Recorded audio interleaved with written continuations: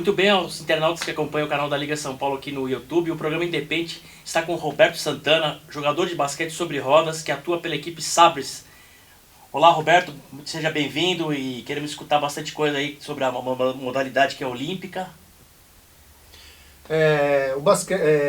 Olá, companheiros, a todos que vão acessar o canal aí, uma maneira nova para a gente poder estar dialogando e conversando com vocês a respeito de novas modalidades. E a modalidade de hoje vai ser o basquete sobre rodas, uma modalidade que o Batalha já falou, uma modalidade paralímpica que surgiu. Os soldados sofriam os acidentes, eram lesionados, voltavam na época para os Estados Unidos e não tinham o que fazer. E aí começou a se jogar o basquete com aquelas cadeiras de hospitais, aquelas cadeiras, e teve jogos que acabaram 1-0, 2-0, só para vocês terem uma ideia de como surgiu o basquete sobre rodas. O basquete sobre rodas, foi difundindo e mudando, evoluindo, para que nós hoje chegássemos ao basquete sobre rodas que nós temos atualmente. Que está pleiteando outras participações em Campeonato Paulista, em Brasileiro, vamos tentar o acesso agora. E o Roberto faz parte da equipe e eu fico muito honrado de ele estar aí, como falar hoje aqui no nosso programa. Então, Roberto, vamos dar uma sequência lá que a história estava boa. Então, eu estava falando para vocês, na guerra os soldados sofriam as lesões, ficavam amputados, e daí surgiu a ideia deles jogarem o basquete, muito precários, porque não tinha quadra, não tinha a estrutura.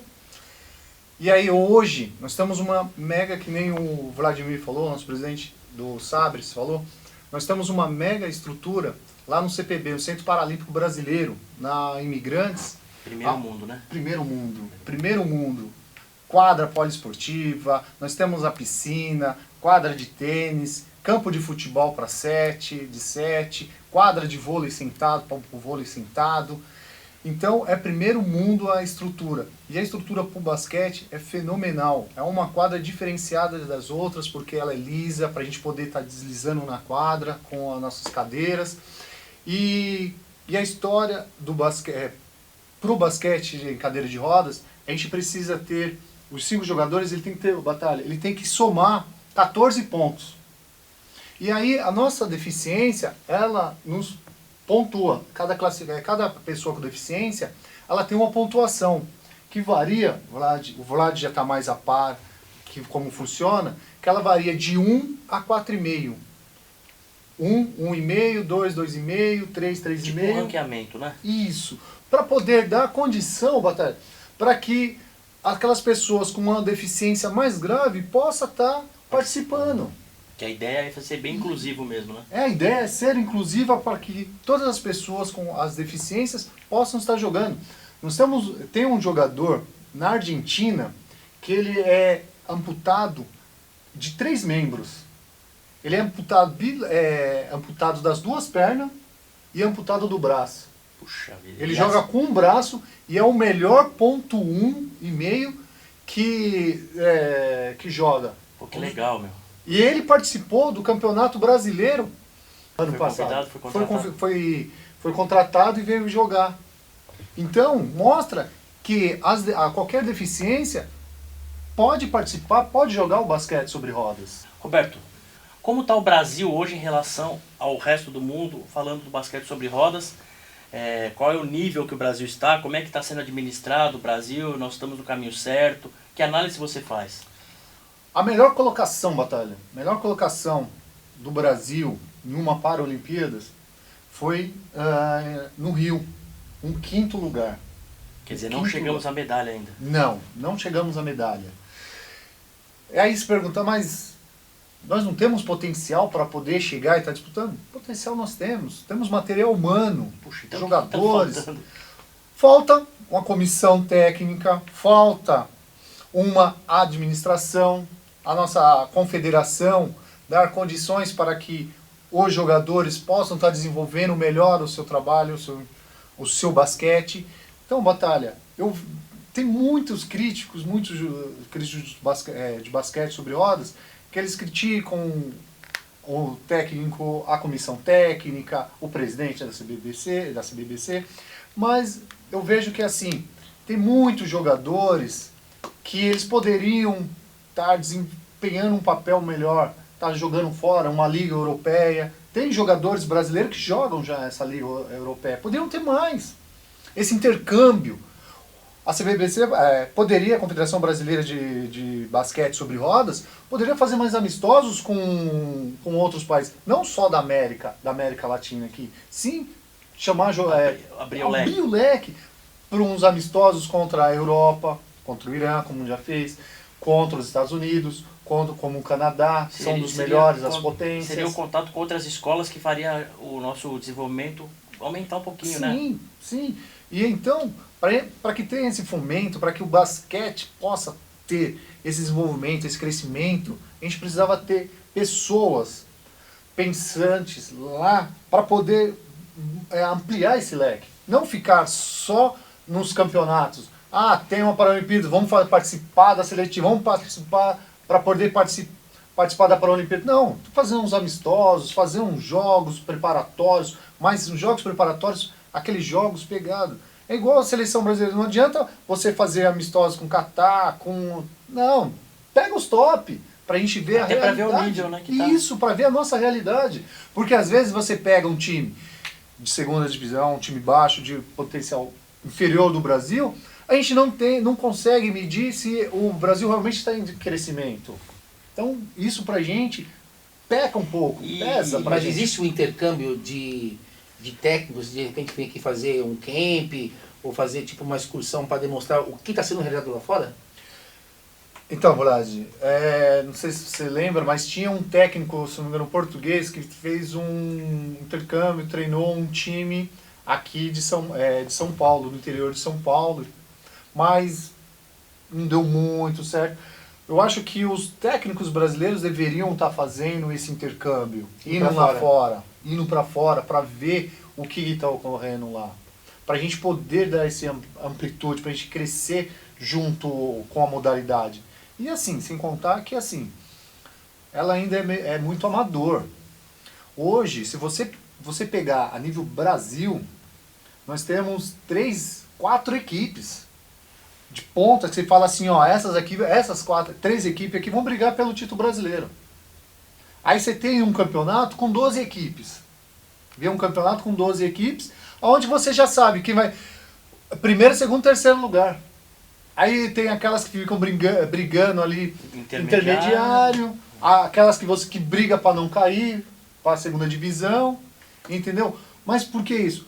Os empresários ainda não dão o devido reconhecimento à modalidade. Mas será que eles conhecem a modalidade? Chega até eles o que é o basquete sobre rodas?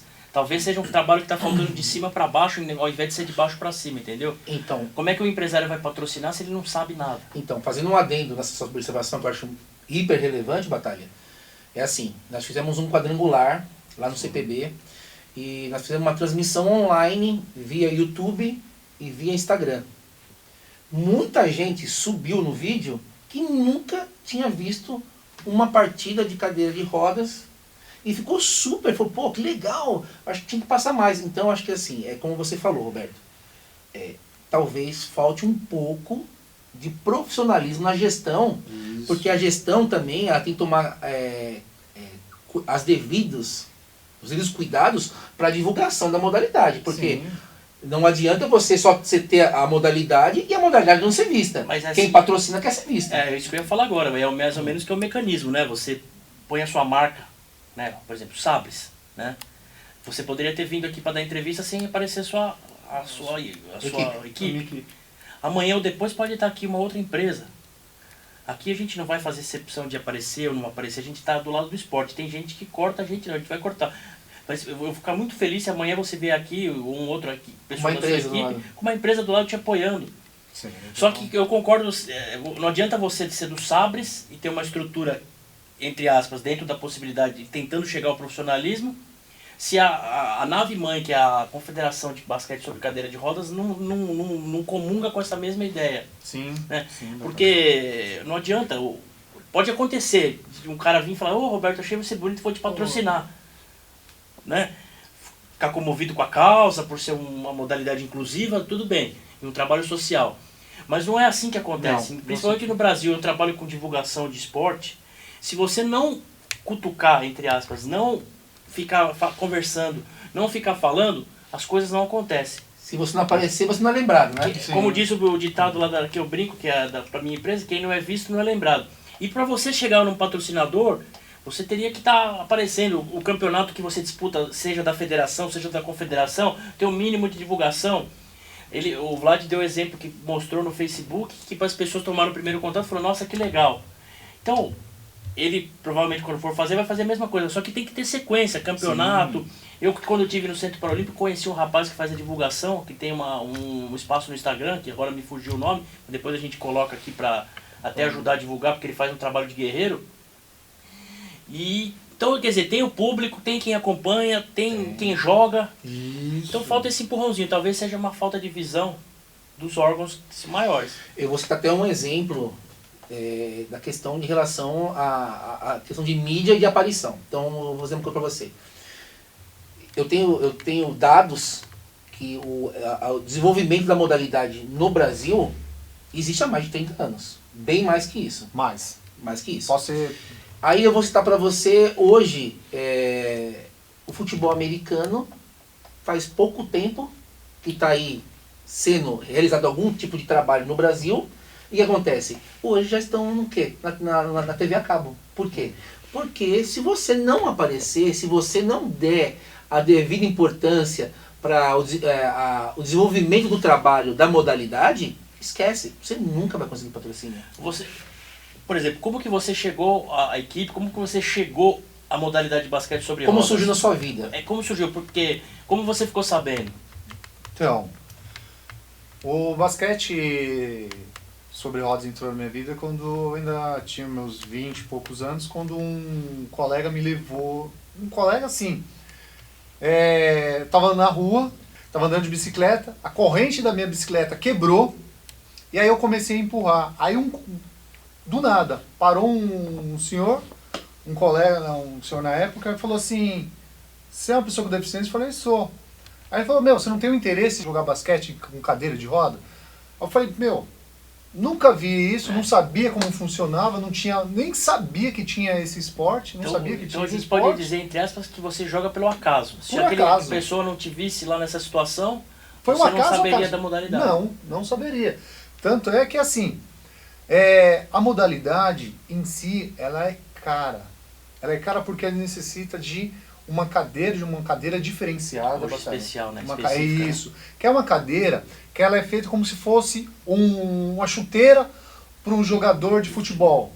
Então você não pode simplesmente, o cara calça 38, você pegar uma chuteira 35 para ele e falar, se vira aí. Não vai dar, né? Então, a cadeira... No caso, deixa eu explicar. A cadeira é adequada à pontuação de cada atleta. Se é 1.1, é adequada para 1.1. Sim, além de ser adequada, além da deficiência, porque nós temos o Rodrigo, ele é 1.2. Aí você fala, 1.2 que tem uma lesão alta, que tem uma lesão maior, ele vai jogar sempre numa cadeira baixa? Não, ele consegue jogar em uma cadeira alta. Então, quando eu falo a cadeira é o nosso vestimento, porque a gente tem que estar bem sentado na cadeira, a gente tem que estar bem posicionado para que a gente possa fazer os movimentos com a cadeira, ter aquela mobilidade e não machuque. Que é o mais importante. Que é o mais importante, porque se a cadeira ela estiver pegando a lateral, um protetor de roupa, estiver pegando em você, ali você pode saber que você vai treinar um dia e vai ficar uma semana sem, porque vai ficar uma ferida exorbitante. Tem que cuidar. Uma cadeira dessa sai cara. Aí você tem... Quanto está saindo hoje, se você souber?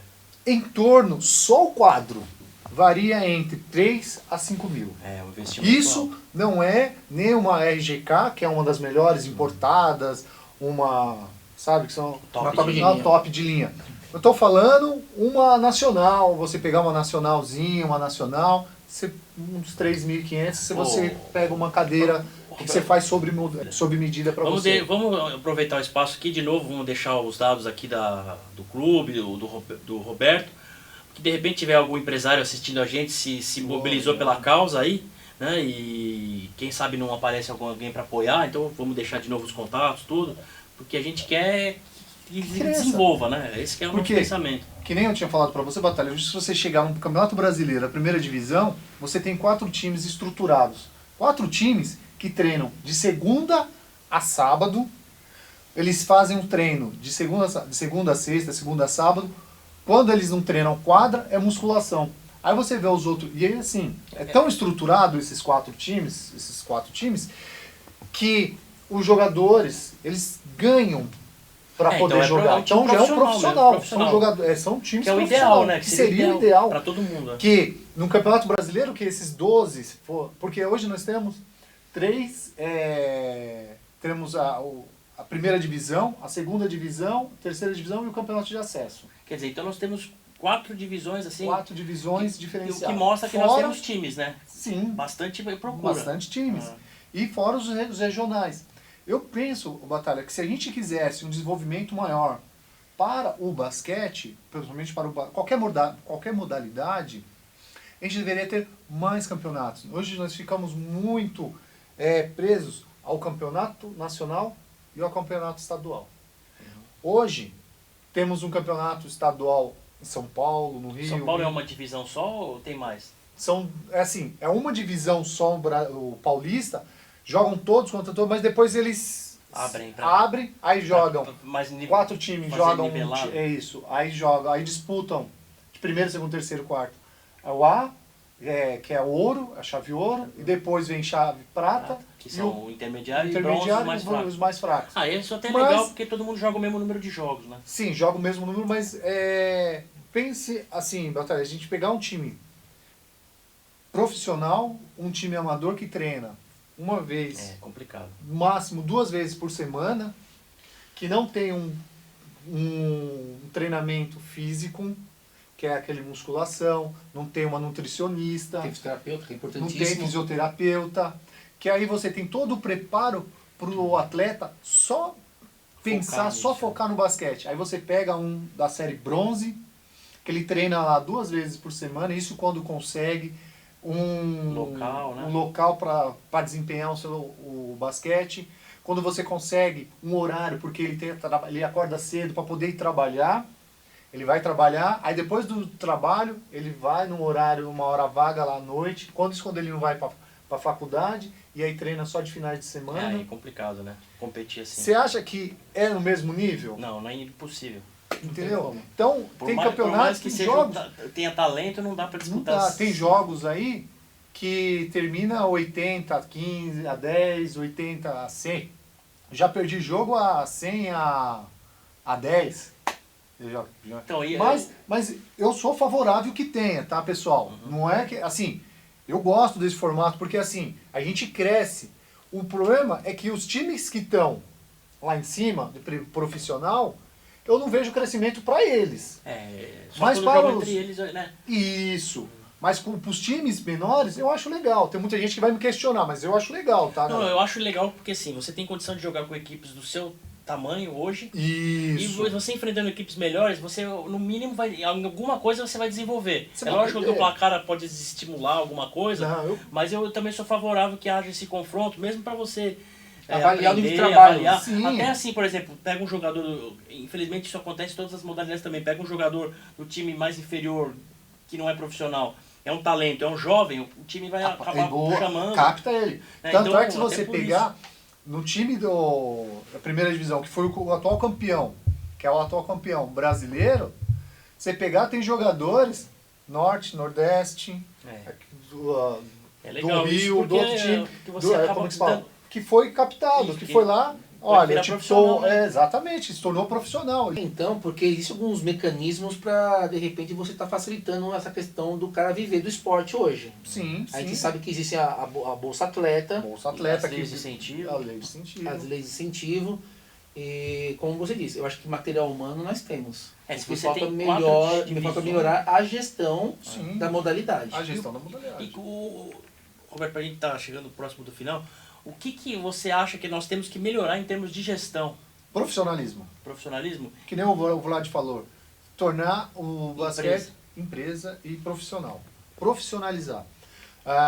O Vlad já participou, ele já viu lá, é muito amador. Tem muitos times que é amador. Então, a gente precisa desse profissionalismo. A gente precisa que os empresários invistam e mostrem. Você falou da televisão, da televisão a cabo. O Campeonato Brasileiro foi o de 2018, mas só ocorreu esse ano por causa de gestão. Por causa de gestão. Chato, né? É chato isso. Aí o cara falou, eu sou campeão de 2018, mas jogou em 2019. Fica meio complicado até explicar, né? Até para explicar.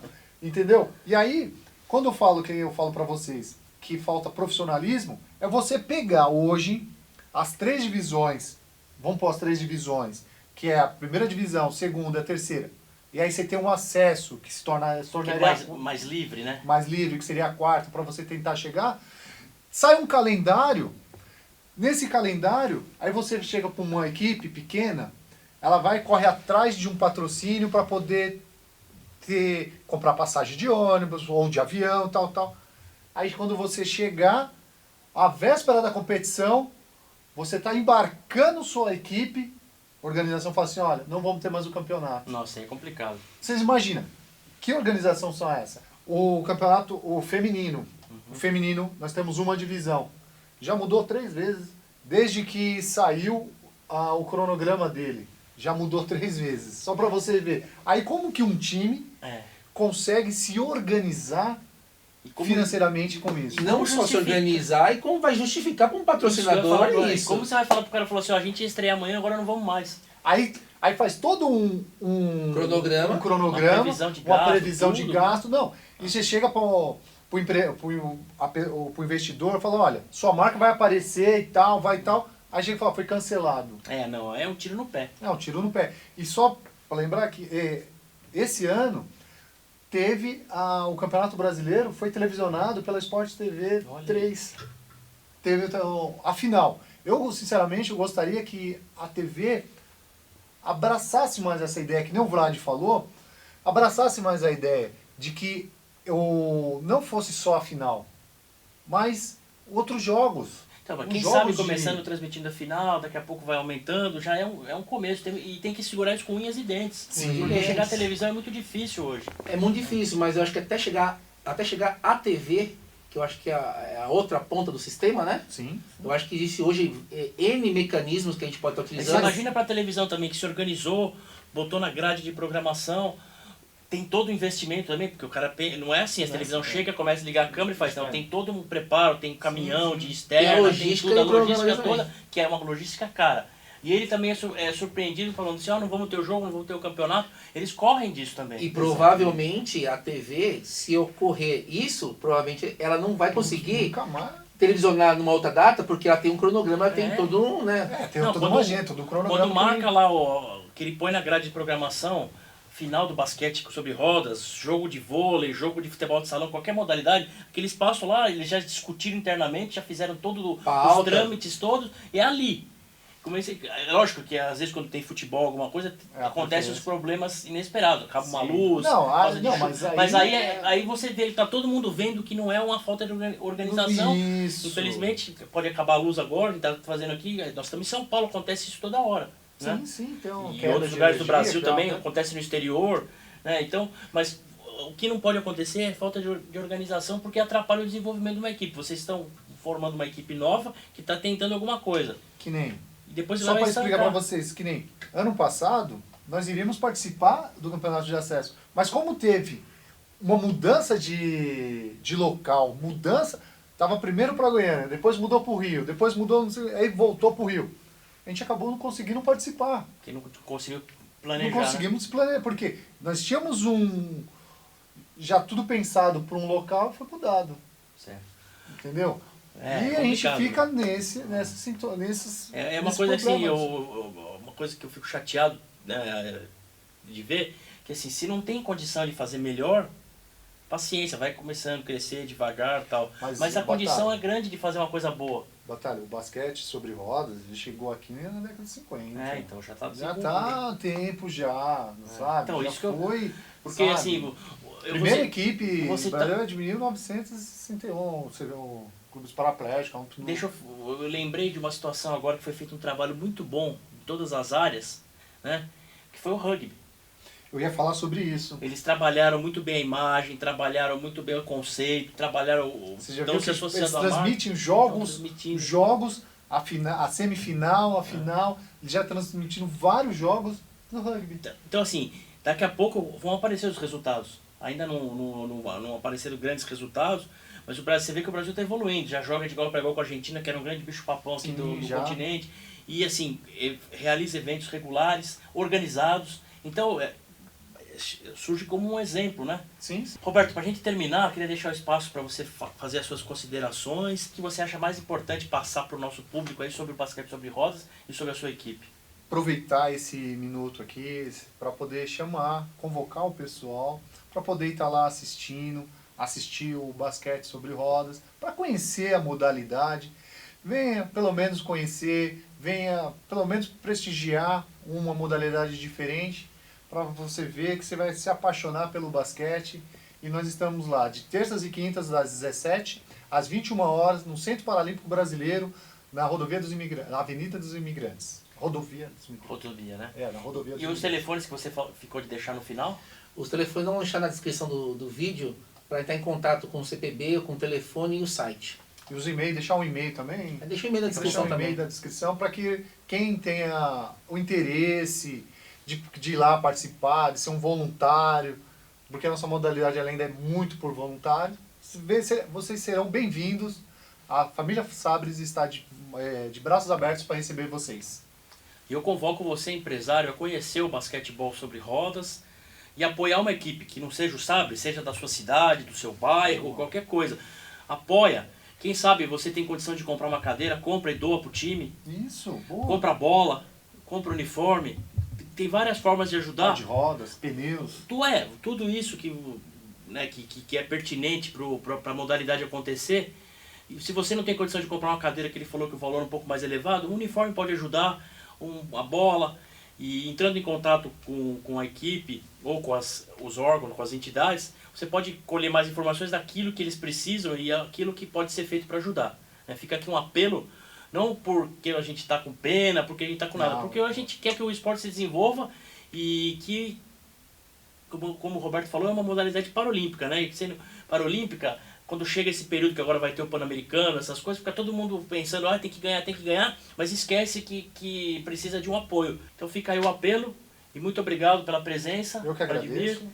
Eu queria agradecer o Roberto, que está no 3º ano que a gente está trabalhando junto, e deixar o agradecimento ao CPB, que é o Centro Paralímpico Brasileiro, por ceder as instalações para o nosso projeto.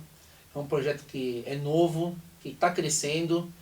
Gostaria de chamar a todos que estejam interessados em estar participando do projeto. Procura a gente, vai lá na descrição, vê o telefone, entre em contato. Gostaria que vocês curtissem o canal, se inscrevam. Galera, foi muito show a entrevista. Obrigado, Roberto. Eu que agradeço aí a presença, estar participando aqui com vocês. Eu que agradeço estar do lado aqui, no meio dessas feras aqui. Tamo junto, vem, pode chegar, tamo junto, nada vai nos separar, tamo junto, quero ver você sorrir, tamo junto, basquete é pra se divertir. Moçada, vocês já perceberam que a próxima entrevista do programa Independente é imperdível, né? Enésimo, ou Enéas Carvalho, é o nosso entrevistado, jogador de basquete, cantor e entre outras coisas. Galera, curtam o canal, toquem no sininho, entrevista imperdível. É nóis.